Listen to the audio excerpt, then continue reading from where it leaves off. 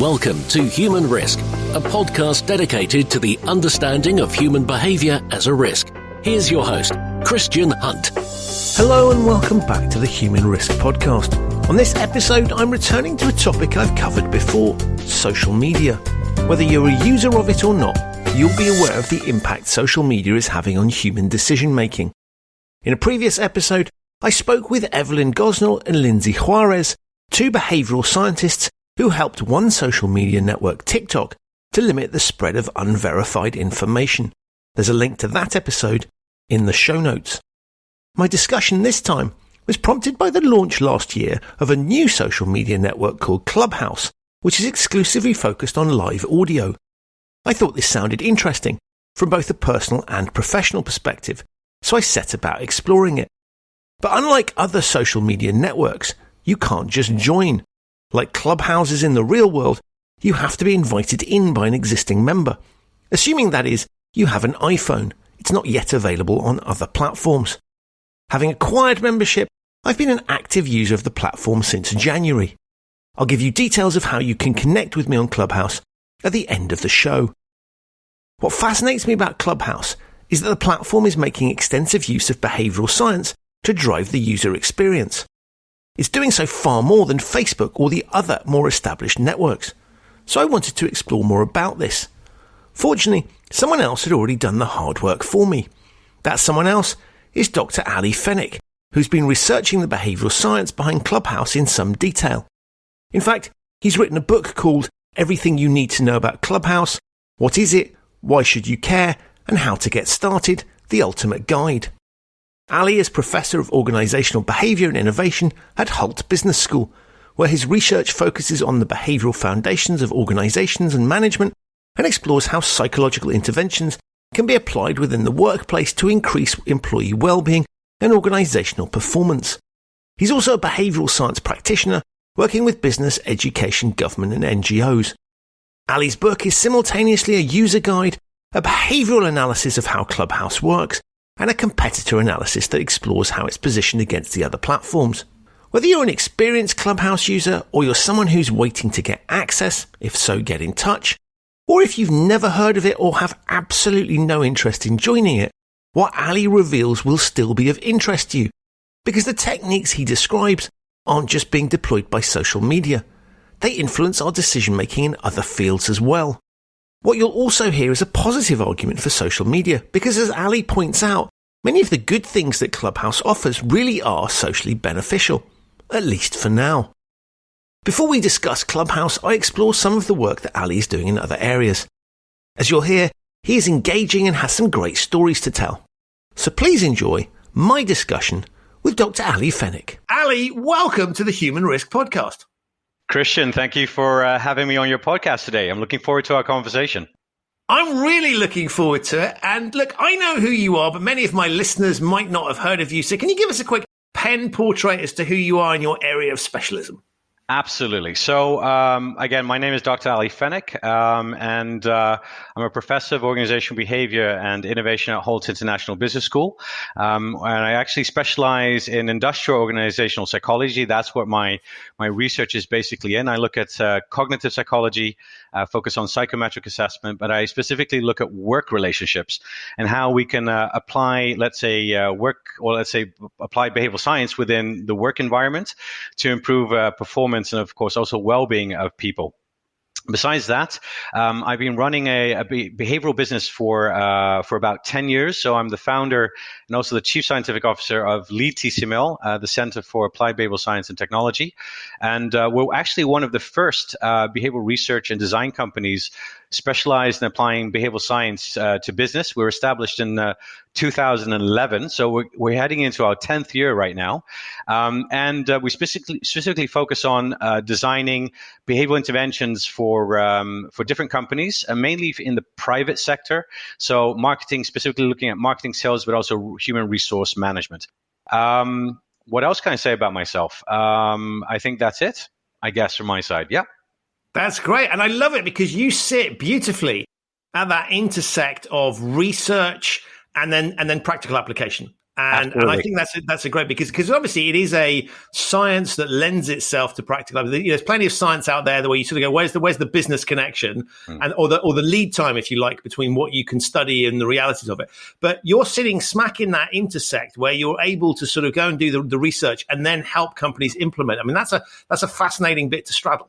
Yeah, no, absolutely. Look, and this intersection, it started more as an interest, because initially when I was, looking at how to apply behavioral science in the workplace, I was looking mainly at work relationships. But, I think at the dawn of, the real start of the behavioral economics movement that we saw really start happening in 2008, 2009, 2010, I started to see that, behavioral science can be applied in so many different ways. When we think of psychology, when I used to tell people I'm a behavioral psychologist, they say, oh, you work in a hospital, right? Are you a psychiatrist? Like a shrink, right? Yeah, like a shrink. And I was like, no, you can also use psychology and behavioral interventions in a non-clinical way. And look, I've always been very fascinated in human performance, physical and mental performance, and how to improve that using psychological interventions. But that also eventually just got me thinking more about, because, before I actually started my PhD, I didn't do a PhD straight out of high school. I first had a profession of about 15 years, working in sales and marketing in a biotech company, and then also in a telecommunications company. So I wanted to see how I could apply behavioral science into a commercial setting initially.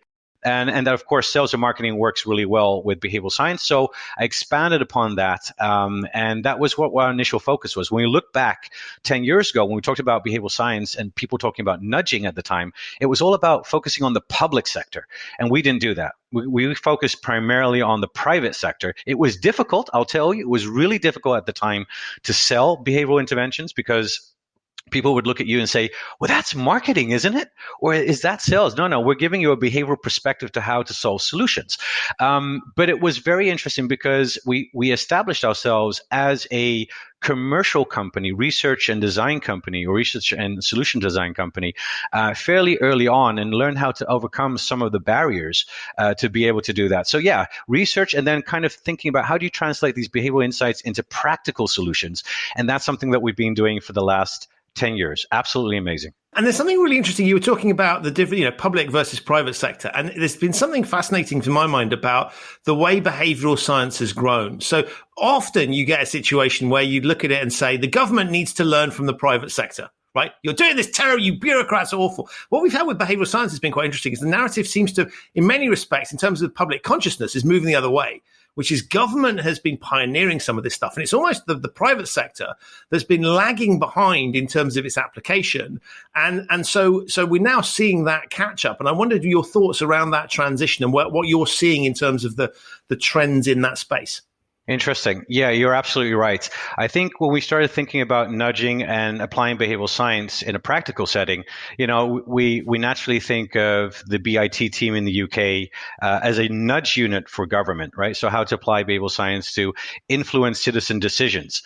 And so the initial application has been very much around improving, people's well-being, happiness, and wealth from that perspective. And what's also very interesting is that at the beginning, like say about 10 years ago, more companies that entered the field, there were a lot of these nudge companies that were called nudge this country, nudge that country, nudge this. But what's very interesting is they were not making any money. So they were working in nudging, but they really were not doing much. So we're just replicating a lot of the science that was out there. And I guess, businesses at that time were not very, and as I mentioned, our own evolution in that perspective, we really wanted to focus on actually making money, but actually specializing in this, but bringing it into the business field. But like I said, companies were a little bit more reluctant to do that because they didn't really understand what it was or how effective it was. And again, here in the Netherlands, people have their feet pretty much on the ground. They look at something like behavioral science. Really? Does that really work? Do we really need it? Yeah. But I think now that, the behavioral science field, and now what we see mainly happen in the public sector, and how it's, how effective is to apply behavioral science in the field, and what the outcomes are by applying such behavioral interventions, we can actually see the efficacy and the power of it. And I think now more and more organizations are starting to also see its worth, but it's taken a very long time for that to happen. Does it mean that the private sector was not active in this field, very much so, but it was very much kind of like happening in different industries, and it wasn't like maybe happening in specific companies, but not in industries in itself. And I think when we look at the evolution of behavioral science and especially the applied behavioral science, we can now see that it's kind of, it's gone to, it hasn't matured yet. I still think it's just moving out of its infancy stage, that people are better understanding how it works and what it is and how it can be applied. But it's not industry like wide yet. And I think that's been a major issue for more and more companies to kind of understand how it works. But we're seeing that movement happening right now. And I think, podcasts like yourself play a major role in spreading the news and helping, kind of non-behavioral science specialists to better understand, how you can use behavioral science in a more practical way. And I think that's very much the phase that we're in today. And I expect actually within the next couple of years, we might see that, shift happen, that more and more companies will start to have a behavioral science unit or have a behavioral science specialist as part of their team. And it struck me in the conversations you and I have had before, we've kind of touched on this topic really, that, people can theoretically see the benefits of it. So I can see that, okay, I get the fact that it's helpful to be able to persuade people to think about things in a particular way. And I can see, if I'm looking at it, I can get how for health campaigns for the government, COVID may be a really good example, right? I can see how that could be really helpful. But how does that impact me in my business? I can get to the marketing piece, but when I step beyond marketing, I'm a bit confused. And of course, my area says, well, actually, if you look at compliance, that is an area where you're trying to do the same thing. You're trying to influence human decision making, and it doesn't stop there. Every aspect of it, and what I think you've hit the nail on the head in a way, is if people could see the use case, and it's up to us in the space to really transmit that, then I think the eyes would be open. You go, okay, this is a really useful skill to have.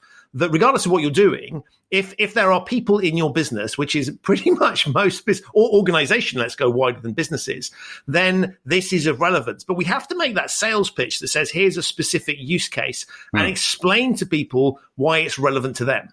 Absolutely. Look, what I can add to that is, and this gets me thinking about the work that we've done in the past.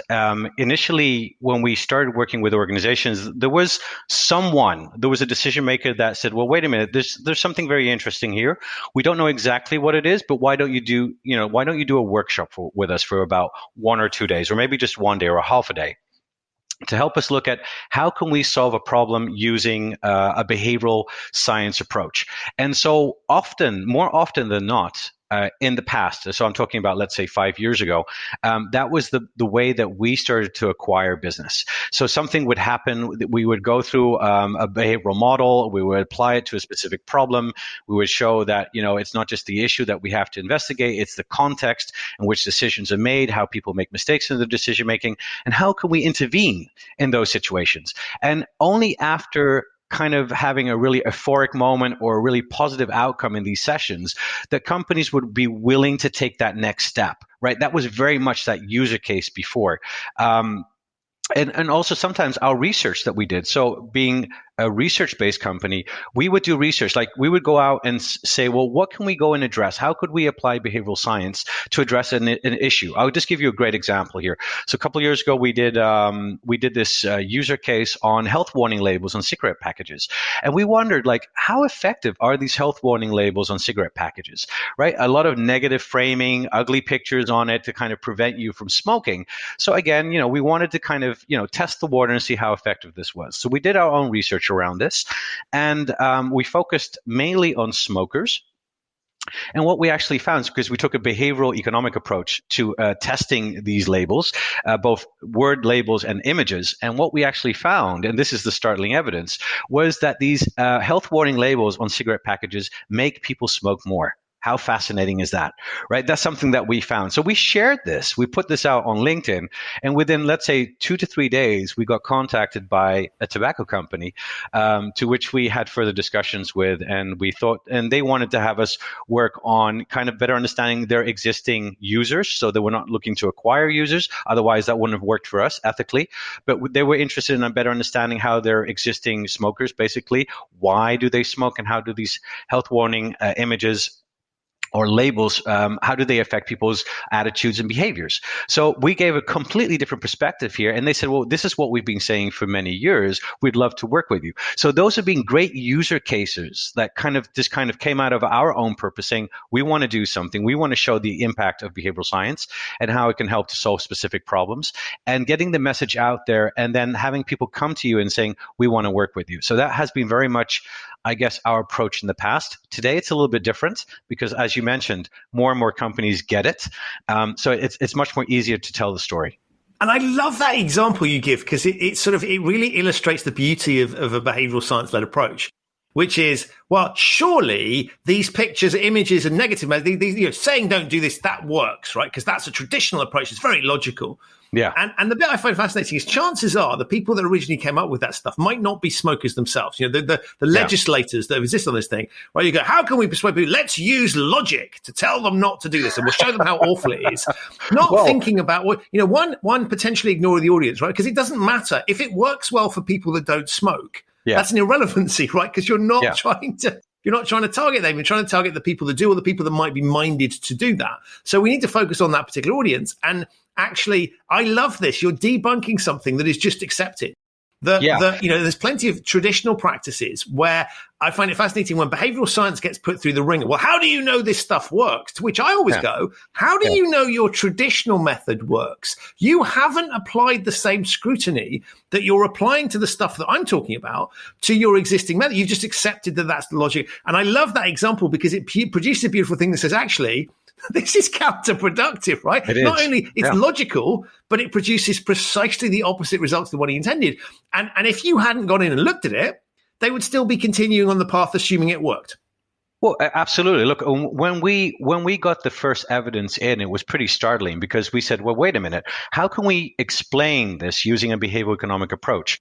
And so first of all, one explanation was the ostrich effect, right? So for example, what we found that a lot of people, when they actually spoke to smokers and they said, well, look, we don't like those images. Those images do affect us. But what they do is maybe they cover the package, or they put the package in their pocket. They rip off the top and then they just pick off the cigarettes, right? And they keep on smoking it. The other effect was that people couldn't recognize themselves with those images today. So they said, well, that's not me, right? So the hyperbolic discounting effect, right? So that's not me basically today. So I'm not there for a long time.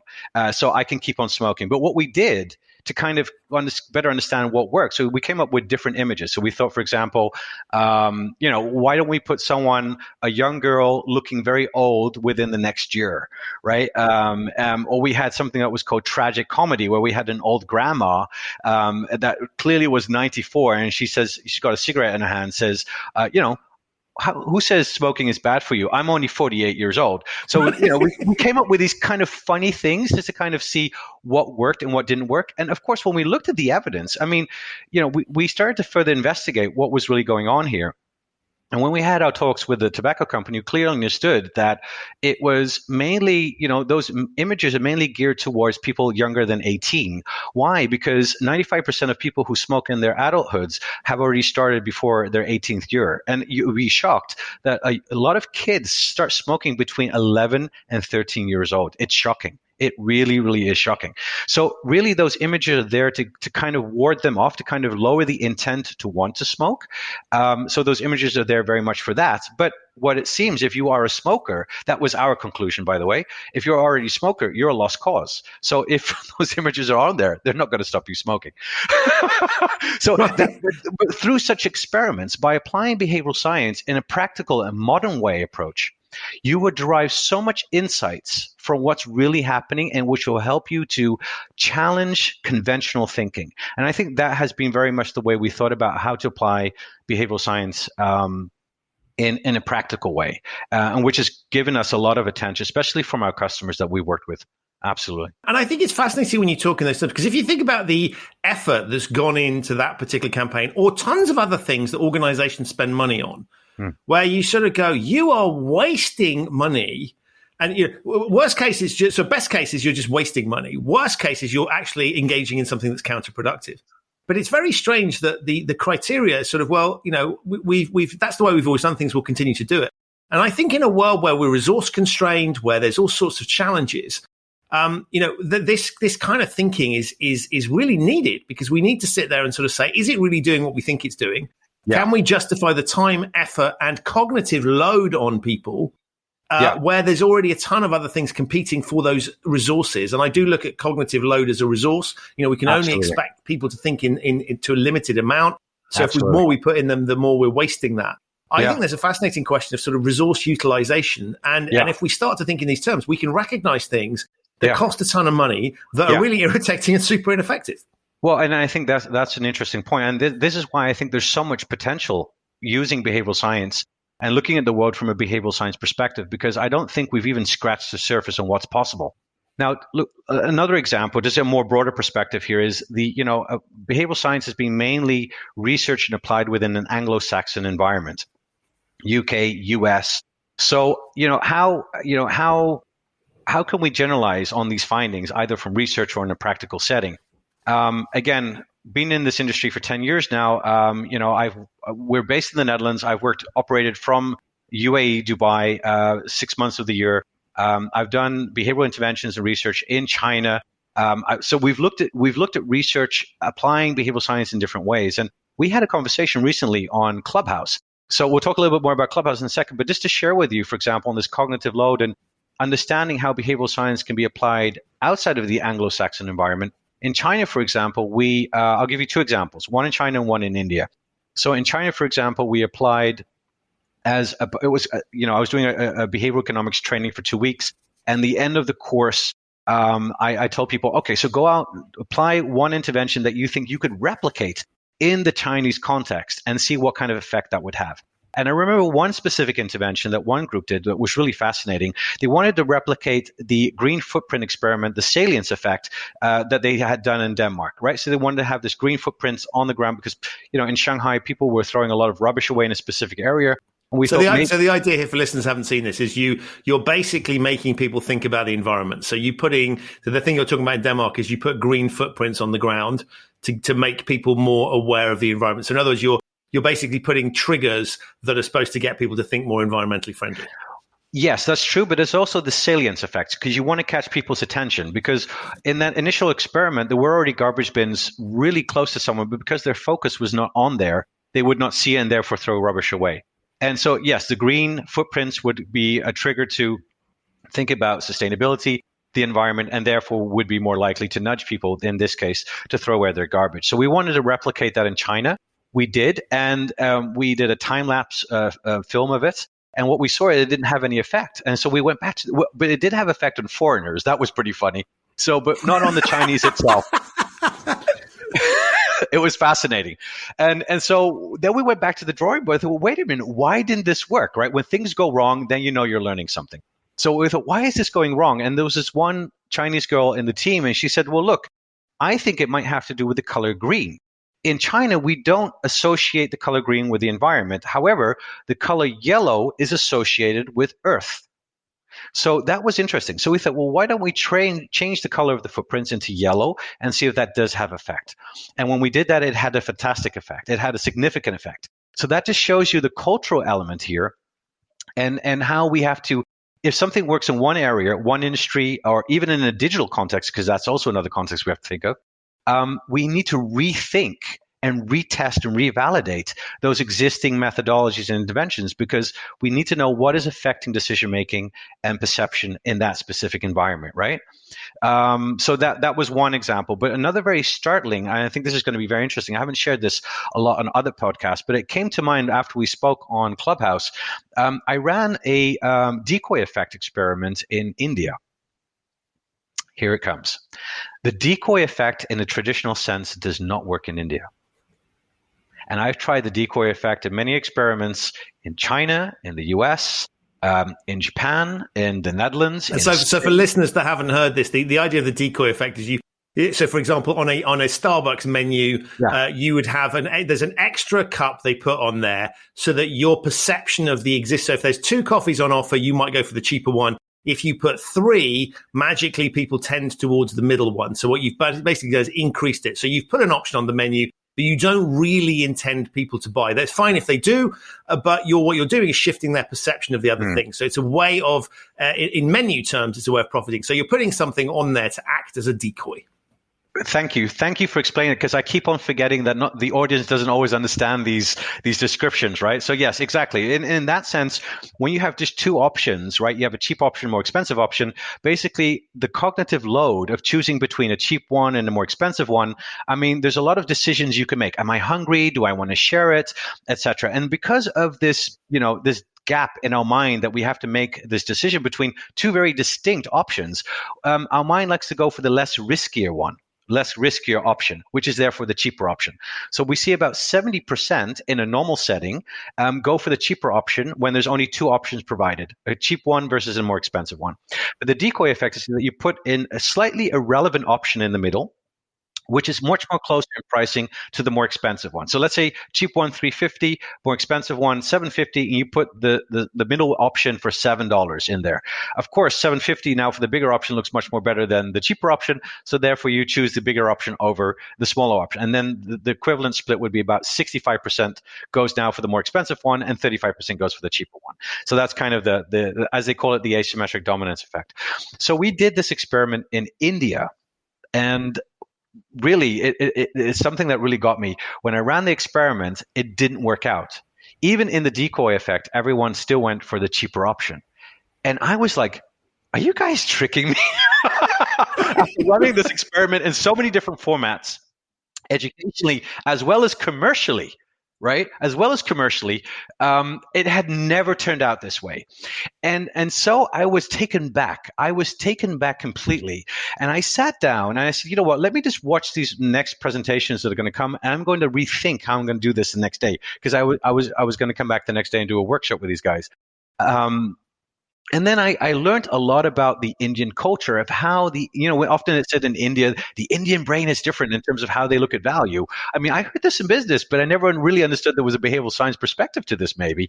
And also their perception of value was very interesting as well. So there were various factors that played into the decision making. For example, if you got a big box in India, and you asked them to split it into two small ones, you would get more amount than you would get in the big one. There was another factor that played in, that they don't look at value in terms of volume. They look at that unit price. So they would all calculate back into the unit pricing.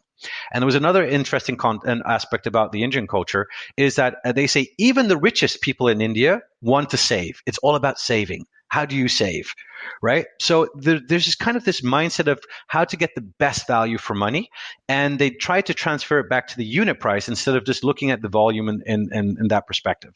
So I went back to the drawing board. I came up with a new experiment based on the Indian context, and the next day it worked.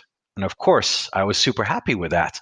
But it made me aware that, we have to always rethink and reevaluate, even a very accepted experiment such as the decoy experiment, even in a different context, because we can never always assume that it will work.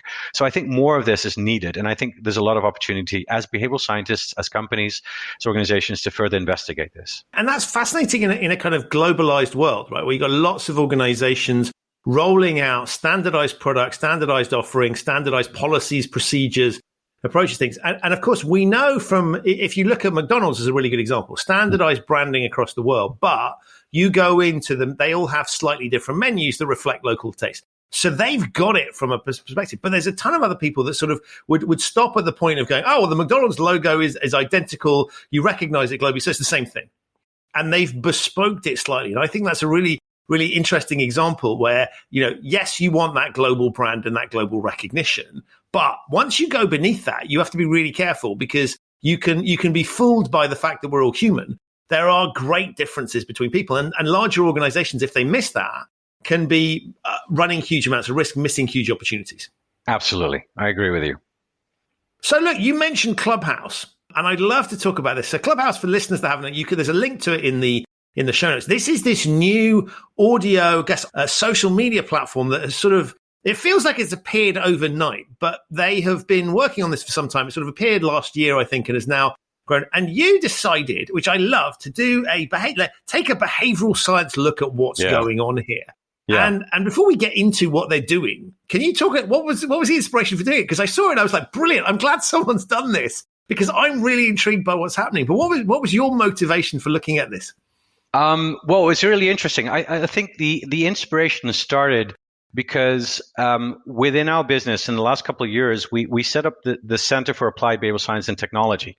I think our lives are being increasingly affected by screens. And this kind of human to digital relationship is, it has a huge impact on how we think and how we behave, and also and how we feel about things. So, investigating this kind of relationship between ourselves, and digital platforms has been something that has been on our radar for the last couple of years. And also, I think behavioral science and its application is going to become much more digital. All right, we're seeing that movement happening, something that we've been on for the last couple of years as well. And I'm just personally very fascinated by any kind of new social media app coming on board. When TikTok started, right, I was one of the first to be on it and start using it. My peers, my scholarly peers, were looking at me like, Ali, what the hell are you doing on TikTok? I want to check out your dance videos. I've got to see those. And so I did this because partially it was for us in understanding better how algorithms and how they affect behavior, etc. But also on the other side, I could see it as a new way of learning. People's attention spans are going down, especially younger generations. So how can you deliver content to people in a very quick way and an impactful way, and also maybe use TikTok as a learning platform? That was a year ago, and now when Clubhouse, started, I got on board and I just fell in love with this app. Literally fell in love with it. I spent hours on it, and then eventually, my team and we said, well, why don't we sit together and why don't we investigate this? Why don't we look at it more from a behavioral science perspective? Why is it so enticing, and why do people want to be on it? And so we found out that a couple of reasons that. First of all, why now specifically a lot of people love this app? Well, as you already mentioned, it's a voice-only social networking app. You can't text each other. You've got a profile on there, but you connect through voice. You collect through audio, right? And it's very raw. If you compare Clubhouse to, let's say, other social media applications such as Instagram or Facebook, the content is very curated, right? You can put whatever up there. You can show yourself as you would like to show yourself. But when it comes to Clubhouse, you're talking about a topic or you're talking about a specific thing that you are interested in, but it's all about you and your voice. It's all about you. It's your authentic rawness that I love about Clubhouse, which other applications I don't think really have, because it's all about how you want to portray yourself. The second thing I love about Clubhouse and why I think why I was very much positively affected by it is because, something during this pandemic we've kind of lost this kind of social connection. Not with our stronger ties, but more with our weaker ties. The people that you meet at, let's say you kind of come across at work, the person that makes coffee for you at Starbucks, your hairdresser, and what the science shows is that these weaker ties have tremendous value to our network and to our well-being, more though sometimes than even our stronger ties like a partner or a family member does. But we take this for granted. And I think what Clubhouse has done, it is connected people, random people together, all along a specific purpose or a topic that's interesting for them. And I feel that's the reason why I felt I wanted to write more about it and to help people know about it, because I think this is an app that does a lot of good to us. This is a great example of how technology can be used to better society, even though it is still very much a social media app. I think it's something that helps people now to find that connection that they've lost, because a lot of people are now dealing with a lot of loneliness, well-being, and mental health issues, now working from home for such long periods of time, living under extreme uncertainty. And I feel that Clubhouse, at least in its format right now, helps us to overcome some of these major challenges. And this is just a new way of thinking about connecting with other people. And it's fascinating when you hear it described in those terms, because a lot of the noise around it has been around exclusivity. And let's start with the name Clubhouse, which sort of suggests it's something you have to be a member of. So people think golf, or maybe some sort of other club that you need to apply for membership. And it was invitation only. And you sort of had to wait your turn to get in through the door unless you know someone that's already there. It's on iOS only. So Android people got really upset. So on the one hand, you've got this element of exclusivity. Yeah. On the other hand, you could also frame that as exclusion. And I've had a ton of people have a go at me and go, why are you on this platform? And I'm like, I'm just testing the platform out, right? I didn't choose the thing. But they kind of have a point, right? Which is sort of, there is something interesting there around it. So I guess that for the people that are in, it feels great. For people, what are your thoughts on how they've played that dynamic? Have they got that right? Yeah, well, look, that's really interesting. I talk about it in the article, and I also talk about it in the book that I wrote about the psychology of Clubhouse, right? And how, at least, because remember, Clubhouse has just been around for a year, so how they apply certain behavioral principles could be based on its current format. And I think that using this scarcity principle, because when things become scarce, we want to have it, right? We value it much more than things that are sparsely there in front of us. So when things become scarce, people really, it drives user engagement, it drives traction. So that's the major reason for them to use it. I do think, however, they've gone a little bit overboard on how they're using the scarcity effect, right? So in the book, I mentioned that they're using the scarcity effect as an invite-only platform. So you basically you can only be on the platform once you get invited to it. It helps to, of course, build traction, right? They're doing a great job at that through that. They also do it by only allowing conversations to happen once. You can't record conversations on the app. So therefore, also that scarcity effect to keep people engaged. So one way the invite only is to build interest. The other perspective is there to build engagement and to keep people on the app and keep them coming back and conversing. And there's other examples. So for example, the iOS example, right? It's only available on iOS. I don't find that that's really an issue, honestly speaking. And I understand that they're doing that to build traction for now, right? They're looking at a specific audience. They would like to get those people on first. And of course, that's how Facebook started. Right, 2004. That's how Facebook started. It was only a platform that was for Ivy League business schools students. So you could only get on Facebook if you had an email or student email address from one of those institutions. And that's how they eventually build up the traction, the interest, and eventually also the engagement. But based on that, I don't think that's going to stay for long. If they don't change that, I feel that might have a negative effect, a negative impact on how they further develop in the future. Yeah, I agree with you. And is your sense that this is people who've researched the behavioral science and really, really studied it? Or is this just intuitive kind of smart business people? Yeah, I shake my head and say, no, it wasn't intuitive. I think they've done this, or maybe intuitive in the sense of knowing how it works and just looking at how other successful applications have worked in the past. I think the scarcity effect is a very common behavioral science approach that's not only being used in the digital realm, but also very much in just sales and marketing. We're seeing it being applied more and more. Look at the PlayStation 5, right? So hard to get now at the moment. And other products, for example, when the new Apple phone comes out, all of these big companies, they really understand the impact of the scarcity effect and how it really drives attention, engagement, and also product interest. So I don't think that this was just kind of like, let's just do it like this. I think this was very done intentionally. If you look at how often that scarcity effect is being applied outside of the app as well as within the app, I would 99.99% say that this was done intentionally. So they know what they're doing. Right. I guess that was the question. Yeah. I'm really fascinated by the point that you made about it's live and it's audio, and to paraphrase hugely, you can't fake it. And I sort of thought, well, you can't beat everything out, but you're right. Is Instagram curated photo? We all know about filters. If you look at Twitter and anything that's video, obviously you can interfere with. And the point here is that it is live and it is your voice, and therefore you have to bring yourself. And that, I think, is a really sort of interesting angle that I hadn't really reflected on before. What do you think that does? I mean, does that sort of make it less interesting? Because there's a reason people put forward these impressions on other networks, which is that they want to look. And we like that, right? Like, nice pictures get lots of likes, in very simple terms. Is there something dangerous about the fact that it's quote unquote genuine people? Thank you for that question. I think that is a super powerful question that you answered here. And I think, yes, look, at the Center of Applied Behavioral Science and Technology, we've done research in this, right? We've been doing research the last couple of years, what we call kind of like this digital psychology research. And we've looked at, for example, at how, for example, social media platforms negatively affect people's behaviors, their well-being, their interaction, relationship, etc. Right? So we know that though these a lot of the kind of popular social media applications are fun to use, but they're not really good for our well-being, right? They're great for business health, but they're not really good for mental health or just kind of how we, our personal effectiveness.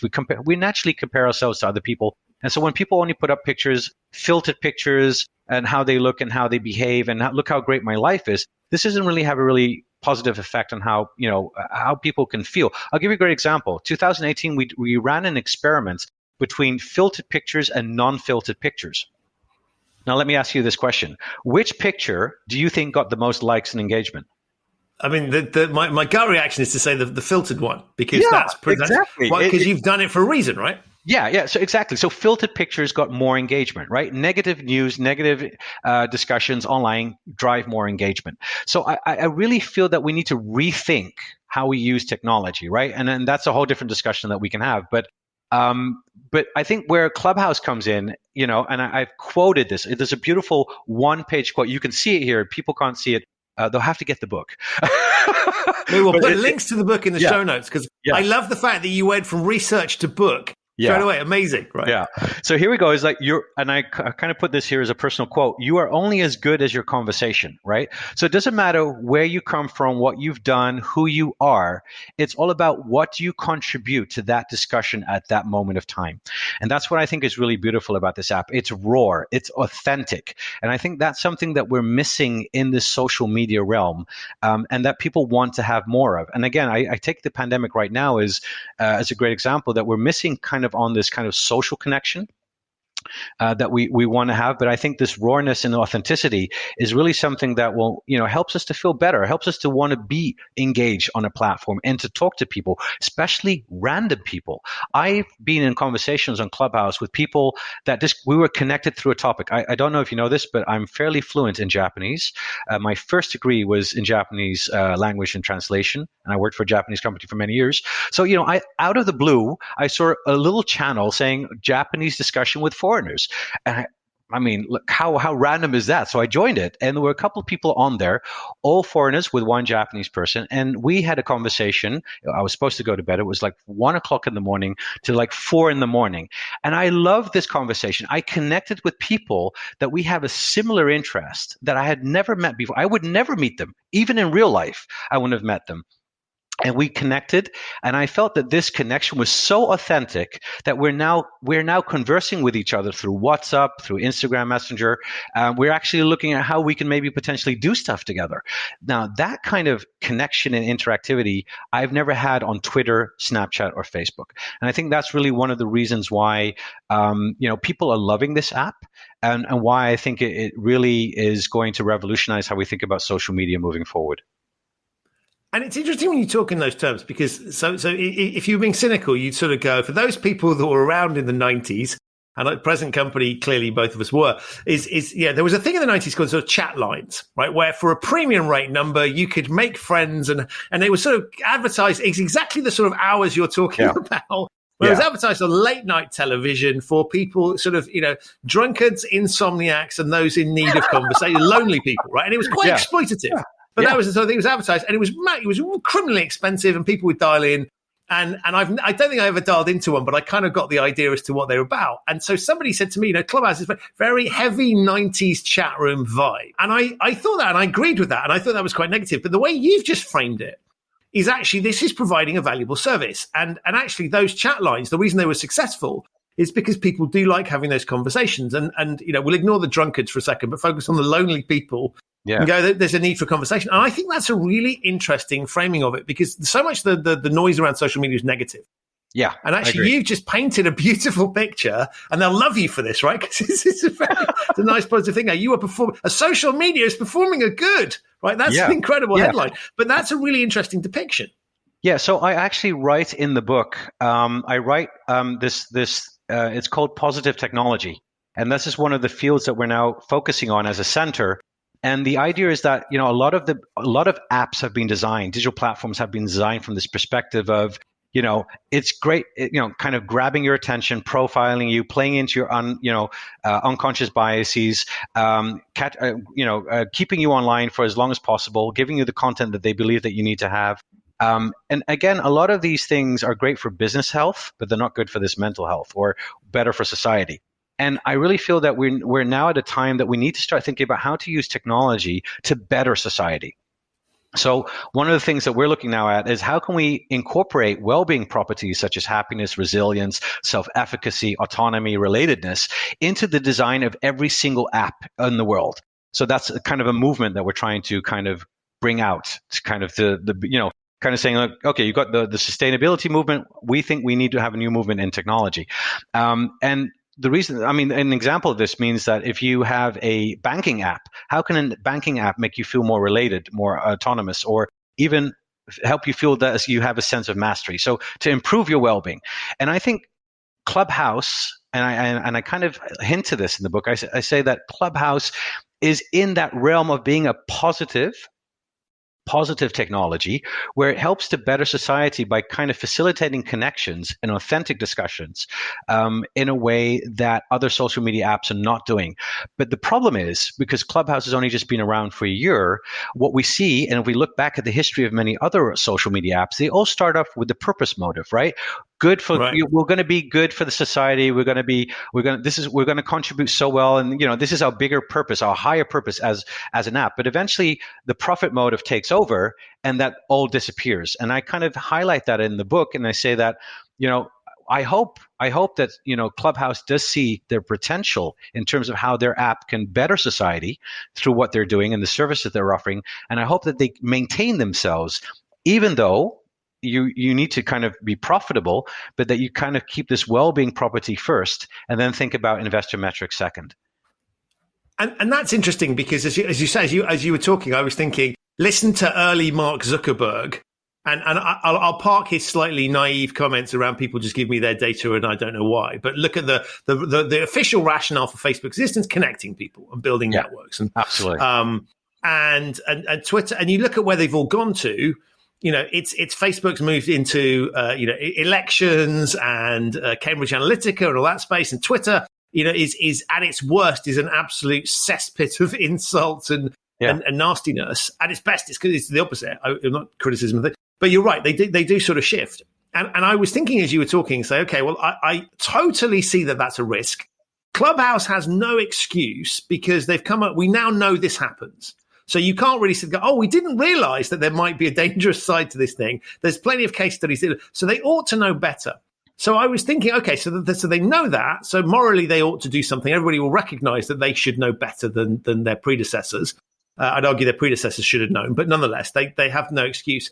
But how do they then go and commercialize? How do they solve that problem? Because right. I can completely see I've invested in this thing. I have tons of people there.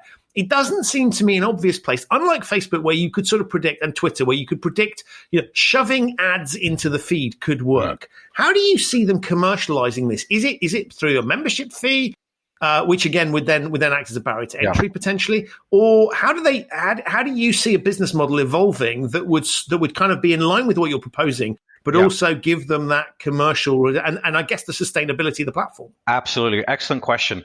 I think one of the big thing now for Clubhouse, and I think everyone's trying to anticipate that, is they don't have a clear business model, right? They're not making any money as of now, as I believe. So they will have to start thinking about what kind of business model they're going to incorporate. So some of the predictions, that I've kind of come up with is in terms of, their business model. Could it be more around advertising, that we might have advertising in there as an initial start? That would be a logical step, like a radio station would have advertising.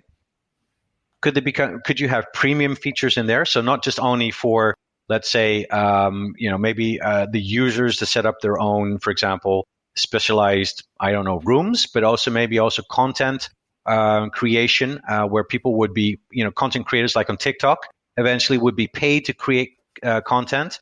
And then as a user, if you're really much interested in the content, you would be willing to pay for that. I mean, that's something that could potentially happen towards the future. That's how I could see the application becoming more sustainable and scalable. But again, you're right. There has to be this fine balance. I mean, again, I don't work for them. So, but if I was working for them, I would, because I can see the positive impact they're making in terms of connecting people and this authenticity that they have. That's something that I think they should not lose. But that doesn't mean that it won't be like that in the future. So it's a balancing act that I think the organization needs to do. But my recommendation to them, without going into too much details of what can they do functionally, I think they just need to kind of find the best weighting for that. How do you maintain the goodness of what you're trying to do today, but at the same time have some kind of commercial model behind it that can help you to grow and sustain yourself, but don't let that to overcome but the way that the sites or the app is further developed. The problem is there's major investors backing this app. So of course, the investor metrics will predominate how basically have a huge impact on how the app further develops in the future. But that's the balancing act that I would suggest Clubhouse to make for themselves if I was the owner or someone working there at that company. And as you were talking there, I was reminded of the one thing they have come into massive criticism for, which is the data issue, where in simple terms, you sign up and you can opt out of this, but it's classic use of defaults to force you into it, where in fact, they suck up all of your contacts on your phone with the headline of, well, this will allow you to connect. And that is true, right? They can then suggest connections to you that are valuable and useful. And it's a technique that we've seen Facebook and LinkedIn and various other people use in the past of that. But clearly they appeared to be doing so in a manner that was questionable from a legal perspective. I'm not going to say they've broken the law, but there were questions raised around that. And clearly from a personal data privacy perspective, it sort of suggests that in order to be a member of this thing, you have to handle the details. And I don't know what they're going to do with it. That seemed to me to be, I can understand the logic for doing it, but that's quite a big misstep potentially. And bearing in mind, perception matters more possibly than reality here. It's quite a big misstep if they want to move in the direction you were suggesting. Yeah, absolutely. Look, I think that was also something that I kind of really felt a little bit, I had my concerns about, right? So the only way that you could be accepted onto the app is if someone else in your contact or you're in your network had you and approved you to be able to join the network. And the only way they can actually find you, so you're basically connected through your contact list, right? And I kind of, not just only from a data privacy perspective, but also some people you just don't want to be connected with, right? You might have your business contacts and your private contacts separately, but now your phone book doesn't make that difference anymore, and Clubhouse doesn't make that difference either. So from a personal perspective, I feel that there's a major concern there. So why can you only invite people that are on your contact list on your phone? But from I get their point, because you want to spread the word as fast as possible. The best way to do that is through your own social networks, of course, through your your phone contacts. But yeah, there are issues in terms of privacy, and I guess I don't know how it relates to GDPR in terms of privacy laws around that. But I find that that's something that they need to change in the future. But I think maybe it's just for the initial stages. But for example, I have Clubhouse. I was accepted on Clubhouse, but I don't connect to, I don't allow Clubhouse to connect to my phone contacts. But the backdoor of that is that I can't invite people onto the app now, because I don't give access to my contact list, which I kind of think is a bit strange. Hopefully they'll change that in their newer versions, let's say. Right. And it's interesting, because I was thinking as well about echo chambers. And so on the one hand, so there's an interesting double-edged sword here as well, because on the one hand, one of the benefits of that approach is you can't just set up a random account, right? Somebody has to let you in. So unlike, say, Twitter, where it's really easy to set up a random account that has no kind of validation of who you are, there is at least, I'm not saying it's as good as some form of identity check, but it's at least a move in that direction. So that's positive, right? And you could see some benefits from doing that. That would stop potential sort of spam accounts being set up. I mean, I gather they are in existence, but it makes it a little bit harder. The flip side of that is the echo chamber piece, right? Where we are not letting diverse voices in, because we are letting people, it's the extended members, friends of members, as opposed to letting a whole host of people in. So I can sort of see both sides. That's an interesting thing for them to balance. No, I agree with you. But I have to say that the people that initially got onto Clubhouse, I guess has been a very diverse community. One of the things that we have to recognize is that the Black community in the US was really what popularized Clubhouse, right, and its usage. And what I saw as a positive consequence of that is that a lot of people that are on Clubhouse that have really big rooms, they instill this kind of inclusivity as part of the rules of engagement, right? So just maybe for your audience to know that if you set up a chat conference or chat room on Clubhouse, it's also good to kind of set up some rules of engagement. How do you interact with each other? How can you become a speaker? How do you provide value to each other? How do you drive a diverse discussion? But how do you create a room of inclusion? And I think this has almost become a standard way of how to engage in Clubhouse that you do not see on other networks. And because it started from that, really from a diversified, inclusive kind of approach, I feel that more and more people who are joining the app, who are joining in conversations, are starting to pick up on that. And that way is creating more of an inclusive way of how to deal with Clubhouse. And to this point, I also speak about, like, in terms of how to use Clubhouse for business, right? I talk about that in the book as well. And one of the things that I highlight there is to businesses that are interested in using Clubhouse as a communication channel or a branding channel, giving a brand a voice, connecting and engaging with consumers, you can't just use it as a channel as is. You need to take and incorporate these values of inclusivity, diversity into your marketing mix or into your channel mix if you want to use Clubhouse as a communication channel or an engagement channel with the customers. So there has to be this kind of mindset shift or understanding that Clubhouse is not just one of many. It is a very unique platform, and there are rules of the game or engagement that you have to adhere to if you want to make use of Clubhouse in an effective manner. I love that. What a fantastic one. I could continue talking to you forever, but time sadly is against us. So Ali, I'll put details of the book in the show notes, but let people know what it's called and where they can find it. Yes, absolutely. So the book is called Everything You Need to Know About Clubhouse. What is it? Why should you care? And how to get started. You can find it on Amazon.com or any of the other Amazon sites out there. So just Google my name, Ali Fenwick, and Clubhouse, and it will pop up immediately. I just need to make a small mention. As you know, Clubhouse is evolving so rapidly. So one of the things that I've taken on personally is to help this book evolve. So I'm already working on a second version. Can you believe that? And I have a co-author. Her name is Sylvia. And she's going to focus more on the Clubhouse tactics and hacks and how to make much more use of the strategies on Clubhouse. So there's a new version coming out fairly soon, maybe within the next month. But if you're interested in the first version already, there's a lot of insights. So if you want to be kind of ahead of the rest, definitely go for this version. Again, it's called Everything You Need to Know About Clubhouse. We'll share the link a little bit later. And definitely, please do buy the book and also leave a review if possible. Amazing. I love the fact that it's sort of almost starting to be out of date as soon as it's published and you're on this particular hamster treadmill. There's a guy called Brett King who wrote about banking, and he wrote Bank 2.0. And then by the time that came published, he had to write 3.0. He's now on 4.0. And I love it. I was joking, sort of just go, when's 5.0 coming out? So I love that you've set yourself a mission now. But I think what a great mission, what fun. And I know that my listeners will have a sense of having heard you that you write very engagingly and a very thought-provoking individual. So thank you, one, for writing the book, because it's going to help me hugely. I'm looking forward to diving into that and learning some things I wasn't aware of. And I look forward to seeing the updates and the tactics that we can use. But secondly, thank you so much for coming onto the podcast. It's been an absolute pleasure. Absolutely, Christian. I agree with you. 1 hour is not enough, unfortunately. So maybe in the future, if I've got something else to talk about with you, let's have another session.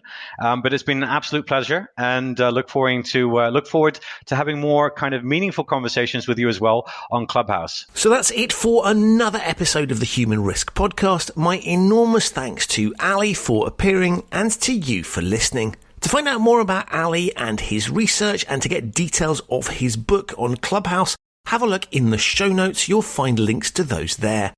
If you're already on Clubhouse, do follow me there. My username is @HumanRisk.